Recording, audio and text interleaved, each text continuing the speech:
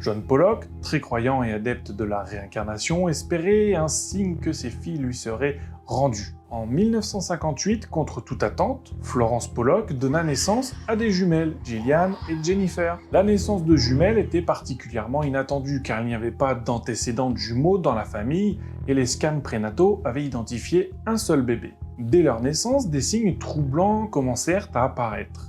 Jennifer avait des marques de naissance correspondant à des caractéristiques physiques de Jacqueline, qui était décédée donc dans l'accident de voiture, notamment une marque de naissance sur le front, similaire à une cicatrice que Jacqueline s'était faite à l'époque. Elle avait également une marque de naissance sur sa jambe, identique à celle de Jacqueline. Alors que les jumelles grandissaient, elles montrèrent une familiarité inexplicable, avec des jouets et des lieux associés à leur sœur décédée. Par exemple, lorsqu'elles étaient assez âgées pour parler, elles demandèrent des poupées spécifiques qui avaient appartenu à Johanna et Jacqueline, sans que ces jouets ne leur aient jamais été montrés auparavant. De plus, lors de visites dans des endroits où leurs parents avaient emmené leur sœur aînée, les jumelles semblaient reconnaître des lieux où elles n'avaient jamais été auparavant. Les jumelles participaient à des jeux que Johanna et Jacqueline avaient coutume de jouer sans que personne ne leur ait enseigné ces jeux. Les parents rapportèrent des similitudes frappantes dans le comportement